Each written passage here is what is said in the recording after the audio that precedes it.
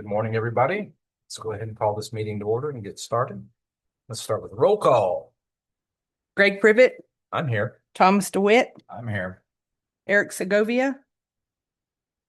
And he may come. He said he might be here. Ursula Parker here, Eldon Merrick. Sort of here. Okay. Better than me, obviously. Welcome. Everyone's here and we have Morning. four. Yep. We need to approve the meeting. Has everyone had a chance to read the minutes from the last meeting? Nope. Motion to approve. Second. All in favor? Aye.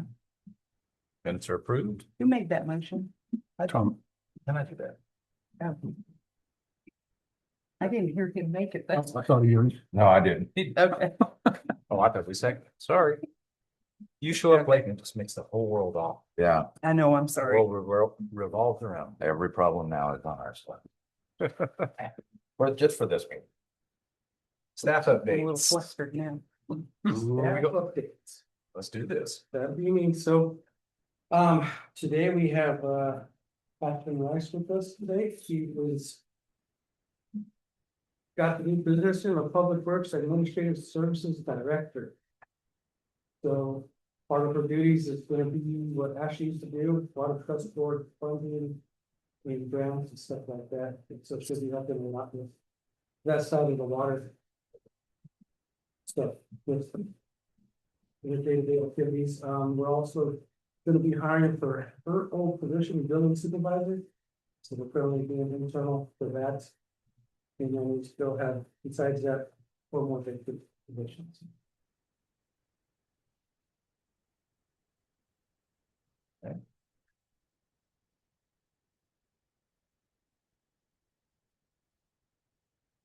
Anything else on that? Nope, I think Sounds that's good to me. Moving on. Wastewater, where are we at on? Wastewater, so we did get the preliminary cap from Sidney Smith. Right now. In this. Cap, they're saying about $800,000 to fix our new system, but that was before they knew that our pipeline all the way through. This is gonna be less than that, we're looking for about 600.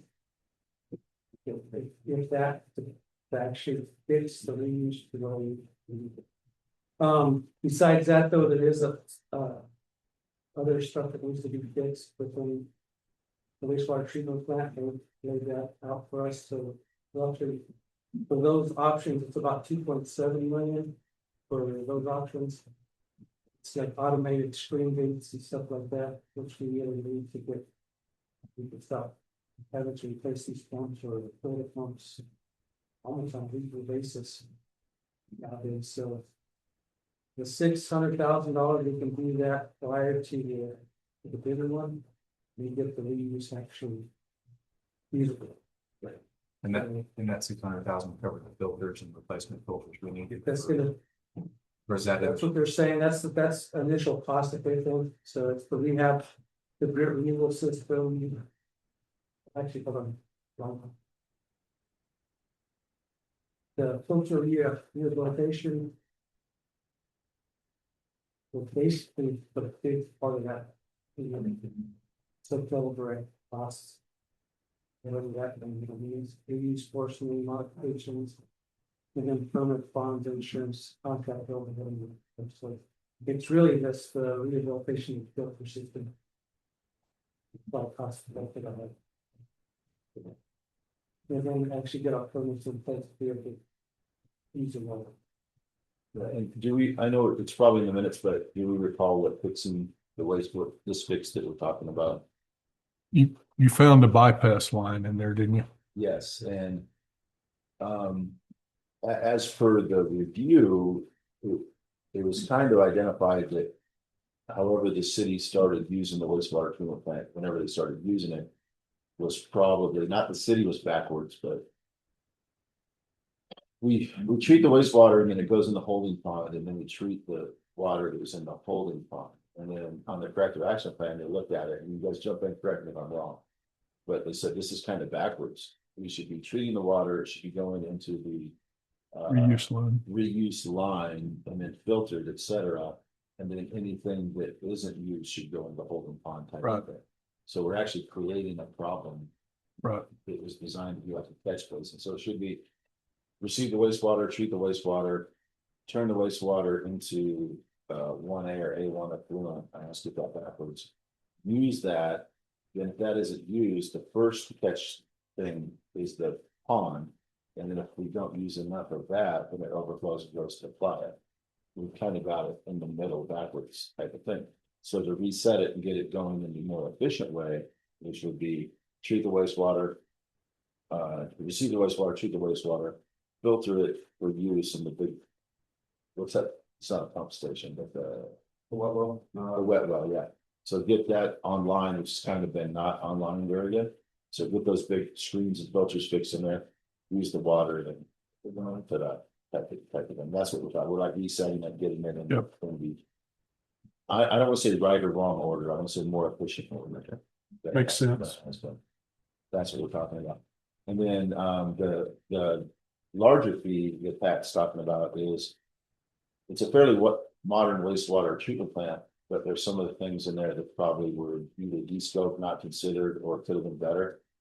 Like you've heard us say this before, but Chris's teams have to go out there, literally use like a boat winch and winch out this stuff and pull it out, but they don't know if it needs winched out or they don't know if it doesn't need winched out, whatever. They got to go manually check it and make a decision. Whereas we feel moving forward in the future, it should be sensor based and automated. Yeah. Something just does that when it needs to do it. Why? So the pumps that we use out there, we've de-scoped, the city has de-scoped these pumps over time. These are contrary to some people's beliefs. The pumps are about $26,000 for the type pump that was there. We're supposed to have 3 of them. And when you don't get that stuff out of there, it burns through these pumps faster and faster. So we need to get this thing set up, optimized, so that our wastewater treatment plant is not one of the city's worries on a daily basis. We can get there. That's what we can do. Those the prices that we're talking about. For these. Okay, I think I've brought this up before, but whenever that reuse line was put in around town, it was looped around, but it doesn't go back to the pond. And has anybody looked at that and said, why don't we put in a couple of miles of pipeline and put that where it recirculate what's not used goes back into that pond? You. Does it Am I just keep wrong? Looping around? No, I don't think that you're wrong. Yeah. Okay. I think that that's part of the overall optimization of getting to that level. Now, also, I think that if when we get everything hooked up, cemetery, parks, et cetera, and customers who may or may not want to use, but most of them may want to use effluent water because for different reasons, because it's going to be less expensive than potable water in the future. I don't think much of it back to the pond, but stands to reason that we need to finish a loop that goes back to that pond by design. Otherwise, we're sitting and optimize the thing, treat the water, it goes through the plant, gets it ready for use, it goes out there for use. And then at this point, we've just mitigated, cut the pond out of the loop, not to confuse it with another type of loop and all that. But if it has to, I would argue it has to get there at some point, at least be ready to do that. And we have to understand it as well. So we have technicians on board that some understand our system, some don't. As leader managers, we're learning it as we go. Of course, we can't remember to the fight on a lot of things. So, we have to continue to build this thing up and we got it.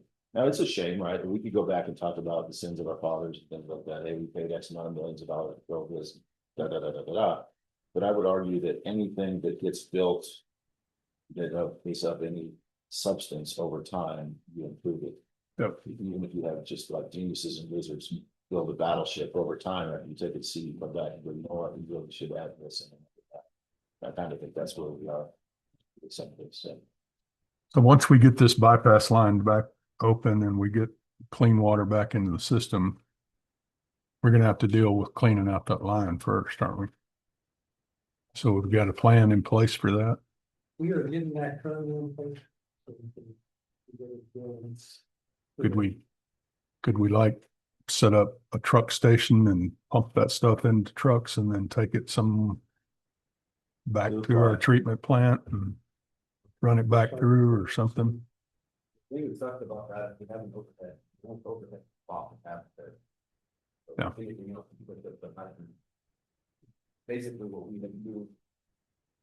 It'd be kind of similar to what we would do on a potable system, we can try to do a flush at even pounds. Yep. But I mean, you're gonna flush water out of it. Yeah. If you're gonna put it in the truck, we have to hang it over inside like that. In the truck, we can put the pumps or maybe like a actual water truck. Yep. Unless they have like some, in fact, a really good screening on it. We don't do stuff, but we have to find. Put it specific place, like we have one that's out there for the walking, it's down at the end right there by the golf course. We potentially use, but we have to use just that one to pump out to that there. Okay.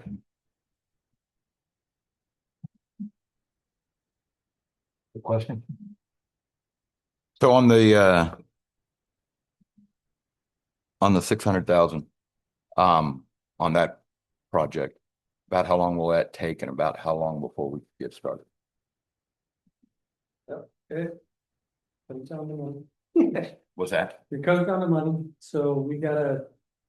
Our next step was to give it C and Smith and actually see what that entails, but. We have a finance right now looking at one of the funds of, set aside for wastewater, see if we could actually use it for that. If that fund's able to be used for that, that's something we'd like to use that for. And I'd like to say that they did have, I'm on here, I just can't find it. So, but I can get that for you once I get updated information. Okay, that'd be great. So, Thank you. yeah, that's gonna be our next step, is to see what we need to actually do, if we need to actually do design and stuff like that. And if it'd be more feasible for us to stay for the design real quick. And try to get at least some of the bigger portions to water press board to be paid. In this next cycle, so. We gotta try to figure that out pretty quickly, so we can make sure we're in line with the next cycle. Thank you. And environmental, Right. Environment. we gotta get past the next for environmental, which doesn't make sense, I mean, their hang up right now is the pond. If we bypass the pond. So Their argument should be out, but we're fine. Yeah, so, isn't there funding avenues through them for this kind of thing? yeah, I mean, if this is what we need to get our system back up and running, you'd think they'd be willing to With all this. fund it. So. Okay. Kind of wrapping up on the wastewater. This may be a question for the mayor or Scott, either one. What can this board do to help further this project along, speed it up? What do you need from us? Is there an ask? I'm thinking. I'm thinking. Do we need to table it? No, I don't know that, so since it's open for discussion at the minute, the board itself, I don't know. Having the board, I know is an important step of the committee is an important step of showing, environmental department and whatnot, that we're on track of doing more collective thinking to solve problems, that are identified in the city of Fort Dallas. I think we actually need administrative support, letters or something like that to environmental. The $600,000, I don't see that as too much of a problem, and let me explain why. These are types of things that we would be able to do at our level when the billing is straight and so on. And we talk about water and sewer and trash billing and things. these kinds of monies we would have normally at our disposal, we fix some water rates, these types of things are coming, that figure doesn't scare me. A second reason it doesn't scare me is because if we spend direct monies, i.e. cities monies, those can be later recouped in matches and things like that, so we're able to do that, so it's like money in the bank, so it's okay, well, yeah, it is money in the bank. But these administrative humps, let me give you an anecdotal example that I just found out this morning. This is not directly sewage, and it's not wastewater, but it's water to a certain extent. And we're trying to move granted money from one project to another. We absolutely have to meet the requirements of time penalty. But New Mexico Department or Director of Finance, they're held up and they keep asking us specific questions. They kind of already know the answer to, but every time that we try to get this done, they come up with another type of question. Now, this isn't word salad, I'm going somewhere. And so we haven't been able to execute some monies for 24, 25, etc. This is giving us a bad kind of name financially. So we're having a hard time getting other projects done. And we need some administrative help to what the board can do, perhaps a letter from the committee.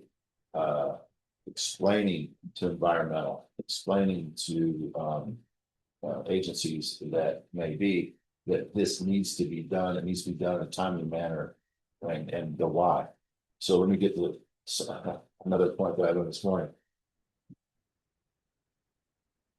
Finance Authority says, hey, we'll help you with the Water Trust Board. We'll help you with funds. We'll help you get this moved, but we want to know why this project and that project. So we explain it to them, write a letter, very detailed, et cetera. Then they come back and say, well, we want to hear from the engineers. Why? So we go back to the engineers. Seems like an easy ask, right? So we go back to the engineering firm that did all this work and that we paid them for to do all this work. And we say, we need a letter from the Finance Authority because they want one from you. Okay. This morning I found out they're like, we'll give you a letter, sure. It's going to take 47 days and it's going to cost $17,000 for the letter. Okay. So it's ridiculously frustrating. And we're going to need some administrative help.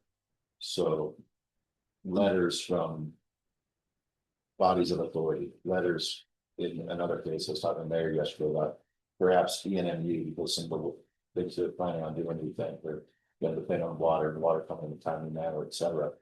But we're doing it at our level, and we're just not getting the affect that we need. So we're going to need some legislative help, perhaps congressional help, perhaps anybody's willing to go to bat to do that, because at the city manager and department or director at head level, it's just becoming a bounce back type of thing.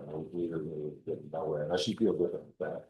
But I can't go around getting letters for $17,000 every time someone asks for another letter. It's a slow process, and I was gonna talk about that on the one tree. Go ahead. And Go ahead and do that. Sorry. Okay. Slowly. no, you're good. I'm still reeling. I was on the computer last minute before I came here. Yeah, and what he's talking about is they had a finance authority goes, hey, why don't you get a technical meeting? So I guess it's a whole different thing. From the only company, but yeah, it's pretty tough for several people who want to get a technical memorandum to answer the questions that they want. To see why this is a good viable project, and basically the best. Basically, we're using our money in the best way, which is costing us more than. And we don't have a punch list, see. It's not like we know the next day. So we do something, Pat does something, we submit it. And they're like, oh, okay. Hey, how about a technical letter? Did you get that? That would really help out. Oh, there was 47 days. 47 days to me is September. So I just went from promising people that we would have water connected in the summer to now this is a different project, but these are very similar. So I fully suspect when we go to environmental, but hey, we found a bypass, so we don't have to deal with the pond. Somebody would be like, well, really like a technical letter telling us how it's going to work. And it's Portales, our dear city has got to the point where we are at the mercy of administration, and if they want to let it pass, then we get something. If they wanna ask for the next thing, but we don't know because we don't have a bunch of those, then it's gonna be 47 more days and 20,000 more dollars. Yeah. $20,000 I could deal with, but the 47 days, that's. Yeah, these things are killing us. If we could ask for you and Pat to give an outline to this group and for the use of others of exactly what you're looking for in those letters, then we can all get them. Mayor, we'll make one, but we don't. Yes, Yeah. yes. If we want a letter, we have to have a general conception of what should we say, and we can get those. But in the private world, I would start asking for people's supervisor. In this condition, dealing with the government in this manner, I think we're almost to that point too, of going literally above and beyond them, getting our senators involved. If we have to go talk to the governor, then so be it. That's where I am. We can't keep dealing with this. This reminds me of the old motor vehicle department. Let's see how many times they can make you come back with different requirements. On the fly. Yep. That's what I need Just- to know. Thank you. Is this the same firm that's doing the rejuvenation? That's asking for that money, or is it? No, this one's going, they're the one that. did Yeah, the that's whole- what they're the So ones they- that are, They've had their plans at the state since. January? December? So they finally got them to the New Mexico Environmental Department, now they're trying to get them past finance. So. It just. Step after step after step, so, and it's starting to process many of this thing. With this project, a lot of people. And so, I'm sorry, I'm gonna vent, but $17,000 to write a letter is beyond ridiculous. yeah, it is. Is there no way we can, like, when we go into contract with these people? Well, that's. Put the that next in step. there. I just got that, manual somebody got email from them, so. I'm gonna go into the contract that we have and see what it actually states, to make sure. You'd think that would be part Yeah. of their purview. I would say so, but. Sometimes I know that we have this. Yeah, Yeah. like DBS. And I and don't think it's a Stantec, guys. Cause I don't think Stantec, they consider the project they just worked on as complete. You know, they're like, okay, we did our part, we're done, we got it through. The design and all that stuff, it's just now that the finance authority, so it's a different entity, they got it on the environmental. And when the environmental department asks the questions, they actually responded back to. The bad thing, it's basically the same questions that the environmental. So, Well, So I'll just make a observation on some of my past experience. Emails and calls don't go very far. If you can ever get them locked down to a meeting time and go up there, you can get more solved. no, we did, in fact, we just had that meeting. What, next month? Yeah. It was a few weeks ago, so we thought we had everything resolved and then. Yeah. This comes out. So that's where we're at with that project. Okay. But hopefully the work will pay off and we'll get the money done straight so we can split that money. Very good. All right, let's move on to the action items. Update on the 3-well test pilot project. Where are we at? Everything's on order. The bad news is one of the companies says. Parts are gonna get into. In September. So I did a meeting with Eric yesterday and he's gonna contact, he did his contacts that company, see if we can. Anything quicker. But everything was on order for the company. Is this support equipment or is it meters or which? This was- It's part of the package. Yeah, It's one component to the overall package. Our CEC does have a full package that they've been using to like prove the concept, Mhm. and we can get that one and replace it or buy it from them when they're ready, but that still just gives us fine. But we can look at, this information is like 20 hours old. Okay. So, yeah, Pat's working on, I don't know if the words in the mouth. Pat's working with our CEC to see what we can do with what we have. Including maybe another vendor. I don't know, we don't know if they're having to manufacture these because they don't have enough, or they're ordering them from. Jeremy or whatever, we don't know what the hold up is. They're talking about autumn, but they're calling it out. So, Eric and, team are gonna see if they can shake the trees and find some faster off the shelf pieces or something. It's, we have to tune our ears really with governing bodies, management bodies and so on. Some agents will come in and it's no fault of them, but some of our teammates in the town will talk about something being really easy. We'll just order these. Well, ordering is one thing, but getting a delivery is another thing.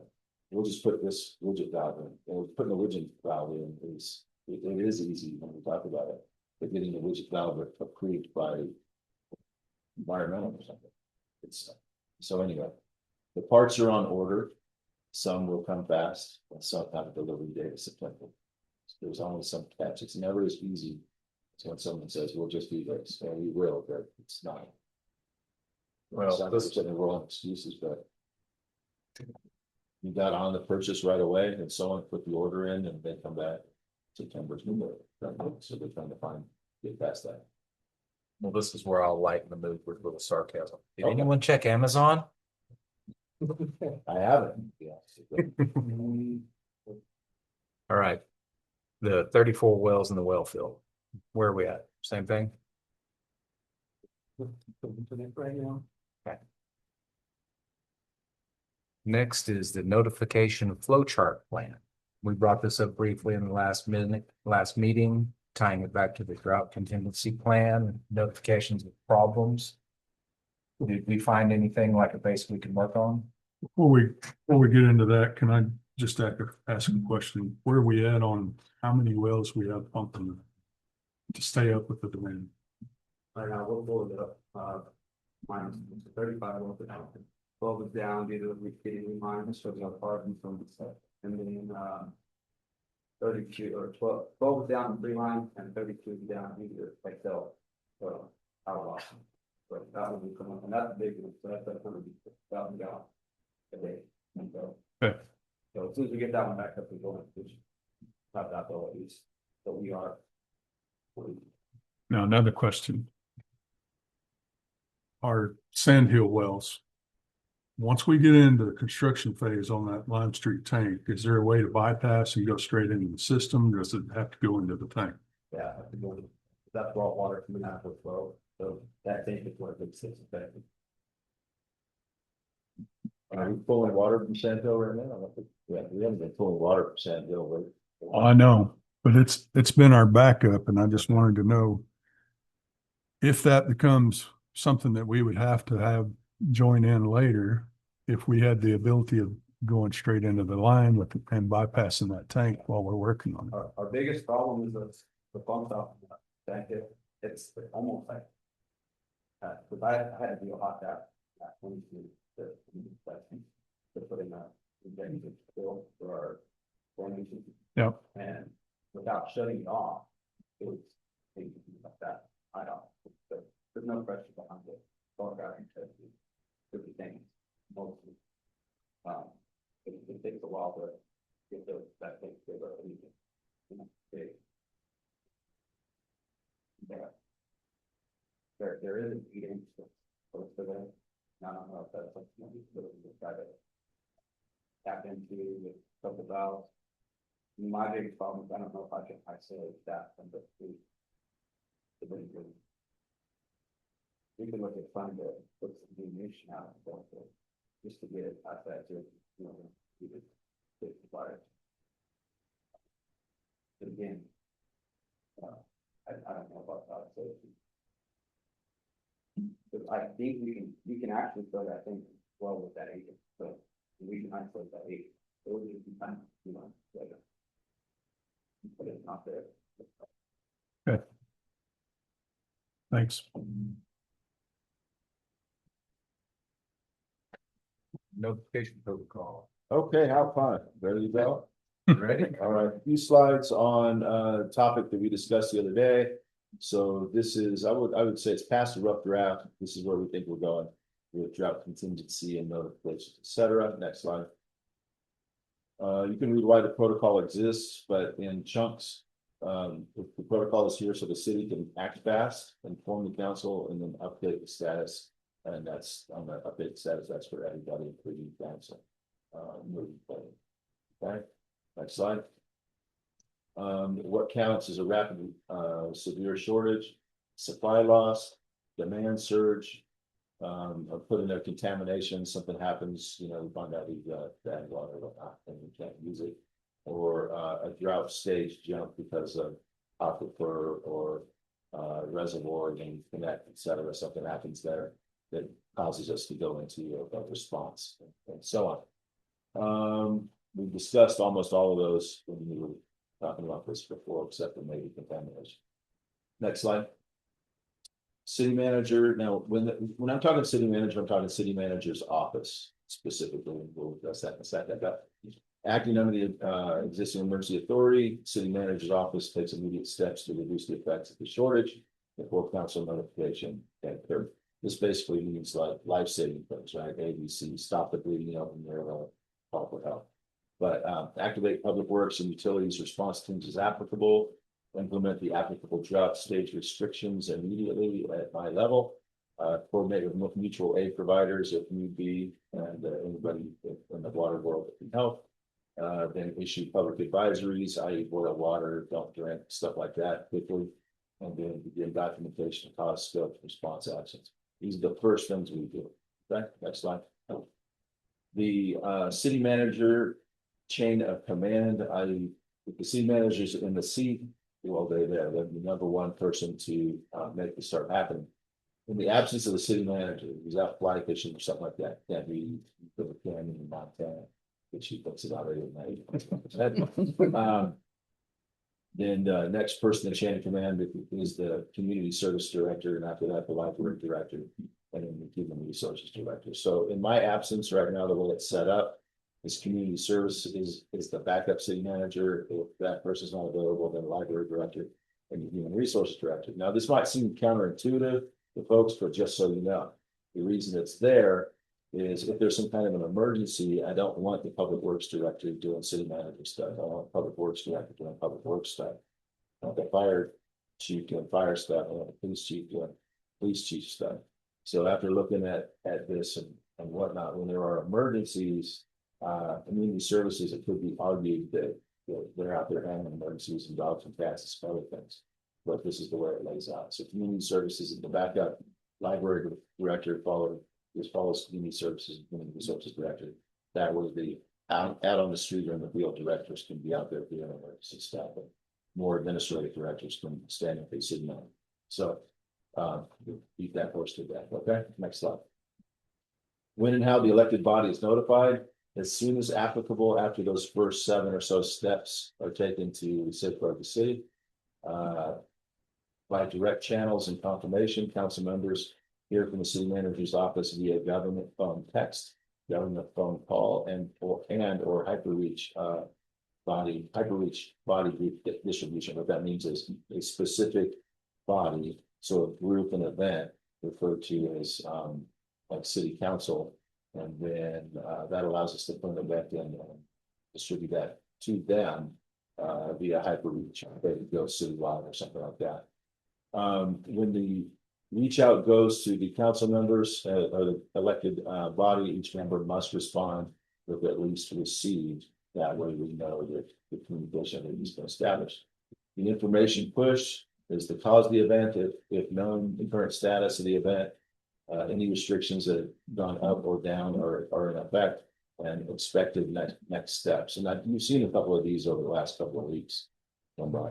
And then a single source of truth. All updates flow from the city manager's office to keep messaging consistent. Now, what was the last thing that happened the other day? There's a power outage. Is that what it was, the power outage? Yeah.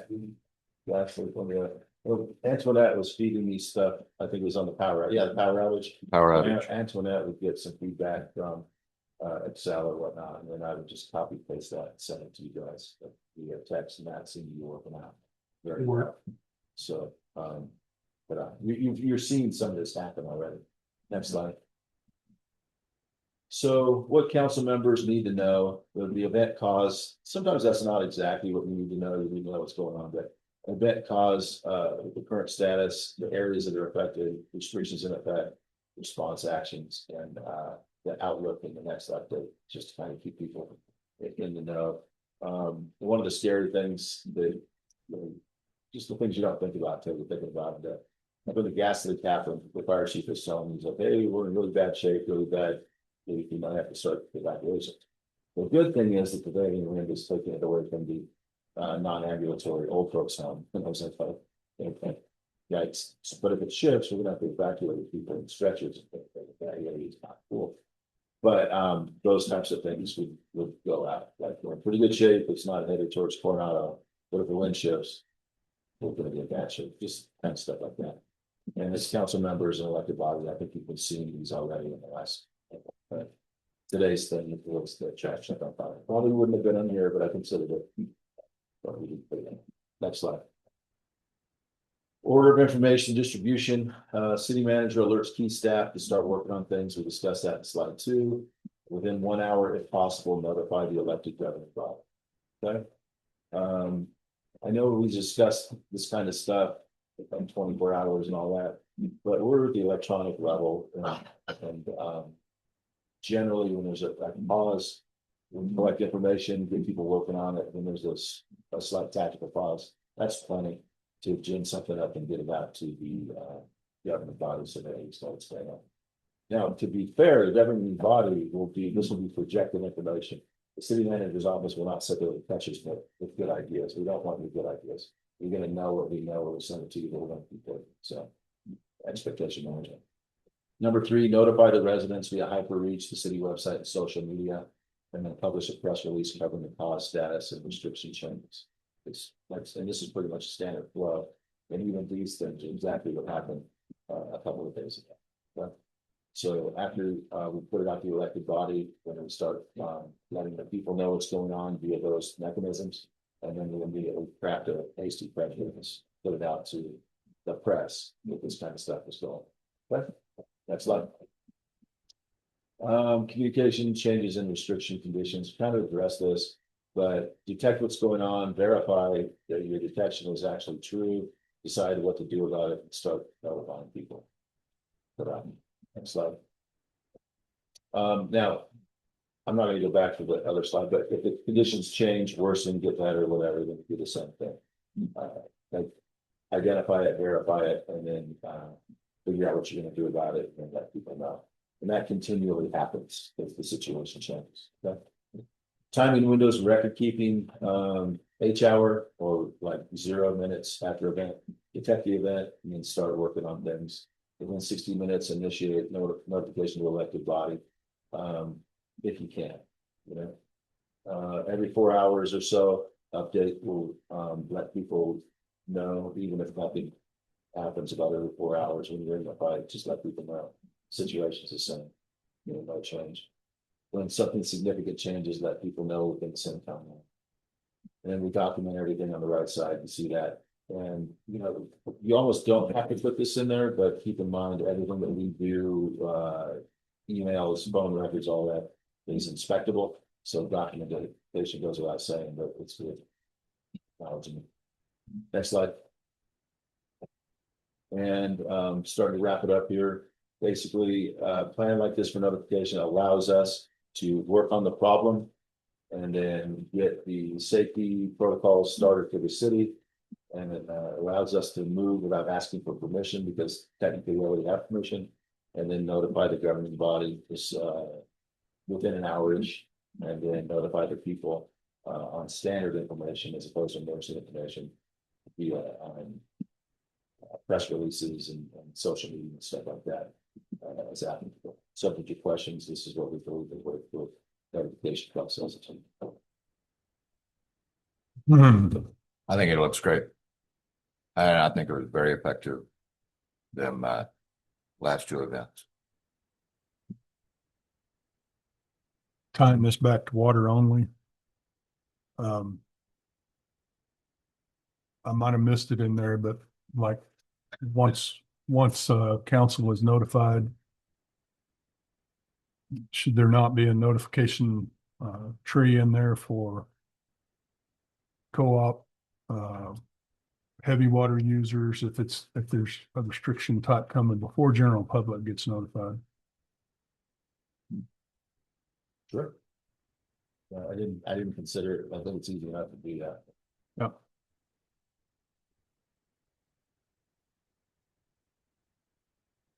Anything else from anybody on this one? Like it, looks great, that looks really good. I think one of the powers of this whole system that's kind of underemphasized is the hyper reach system. I mean, everybody in this city could be notified in a split second at the same time with the hyper reach system alone. And that also reaches people that don't do social media, don't do websites. And You still gotta have them sign up. you absolutely have to sign up. And Push that again. yeah, Christine was making a mad dash effort to assist people at the senior center signing up, because that was originally one complaint out there, is that they didn't do social media. And she had several signed up on that given day with Yeah. putting out instruction, get the rest of them signed up. So it's very powerful. And I know there's gonna be a certain amount of conspiracy theorists out there that are like, I'm not signing up for anything where they can track me down. Well, So that's what I do. So they'll know it when the tornado's in their backyard. I do that and I put tinfoil on there.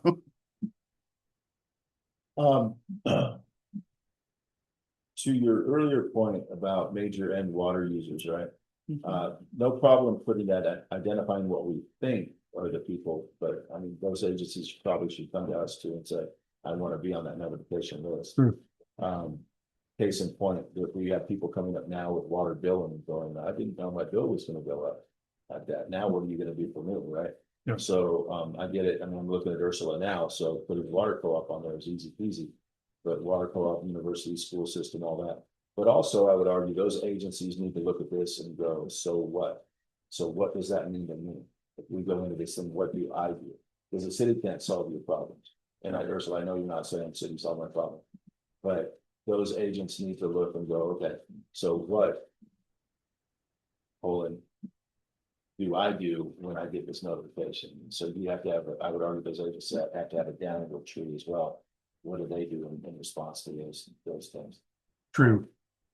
But if we supply them the information, then that puts it on their plate. So Exactly. Yeah. And that has been a I problem totally in the past, so that helps. We actually have, I think even our contract kind of addresses what we do when something like that happens, so. Right up front, what we'll do is I'll modify this and just put it on the governing body. I'll add the big three that I know, the school system, university, and the water co-op. Mhm. And if others come to the, I'm not thinking of DFA. Yeah. CFA, Yeah, Put that, so now, so. yep. Send just sort of. In the hospitals, people that are Yeah. in that circumstance. Yeah. Good comments. Good job, though. yes, Very good. that's awesome. Lime Street rehabilitation. Where says we're approved, so what do we got? That's NMED. NMED, finance is the one we're having. So, like previously discussed, So Water Trust Board's good. We're baiting. well, not yet, it's kind of, Okay. well, it's at the finance and they're the finance, they're going to ask it for the second. So once finance approves, then it goes Once back they to get Water approved Trust and Board. they, yes, they'll request it from the water trust board. So. It seems to be the water trust board is easy on the, the water trust board's not the ones running around, we go to the symposium like, we have $630 million, just ask for it, we'll give it to you. Okay, but your ask has to come through, and correct me if I'm wrong, because this is how it starts, it's starting to soon. The ask has to come to your finance authority. So you're asking finance authority to do your assessment of your credit, like you've done with past grants and so on. And then if they get through and bring the list of stuff to the water trust board, the water trust board's like, sure. That's what it seems like. So water trust board seems easy peasy. But what we're finding is finance authority, they're in the middle, and they're the gatekeepers of that. Seems to be the water trust board now.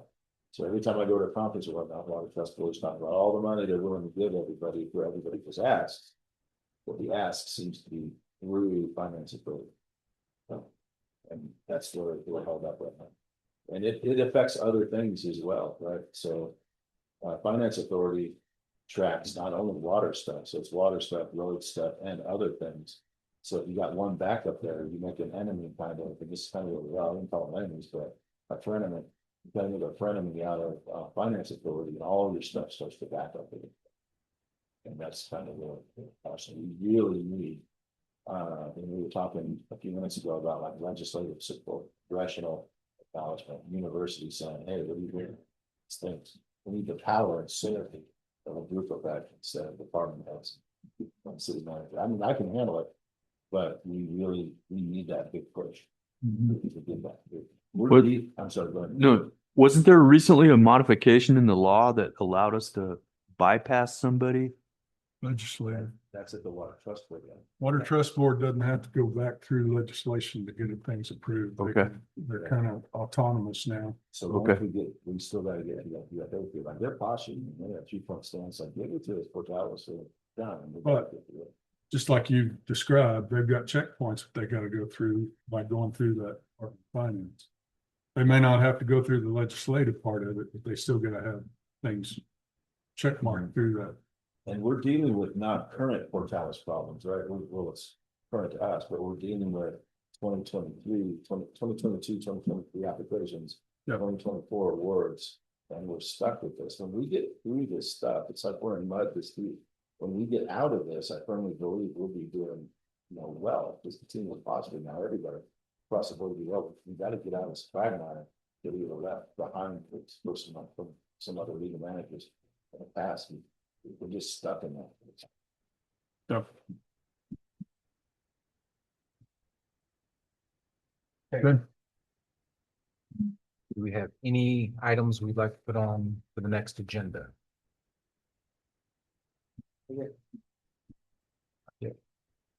More updates.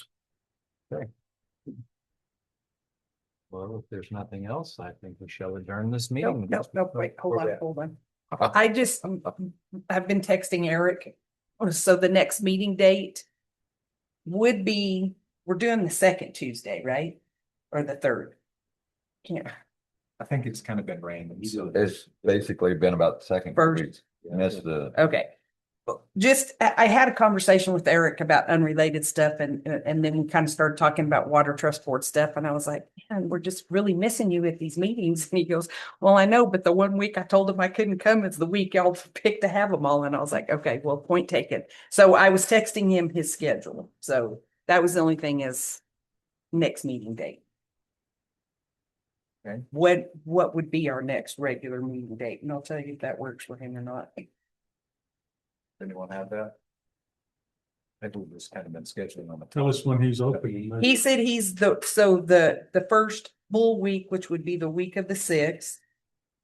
I texted him back and said, that's right after the holiday. What else? And then he said the week of the 21st also works for him. So that puts him in the first full week and the third full week. So the 7th or the 14th, 7th or the 21st, excuse me, sorry. How about we, they're both council weeks too. It Oh. don't matter.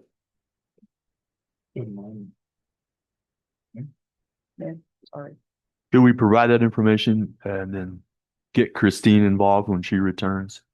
Because she is the gatekeeper on the calendar. Absolutely. So 7th works for me, and so would the 27th. 21st. 21st. Those will be the two optional dates. Everybody okay with those dates? And then we'll finalize when she gets back with calendar. Okay, I need to email her those, or do you want to talk to her or what? Either way, why don't you Okay, go ahead and do that? okay. Yeah. I will email her whenever I get back to the office. Then we'll get an email out. Let's go from there. Let's say, I think he gets those. Let's get it. Thank you very much. Thanks.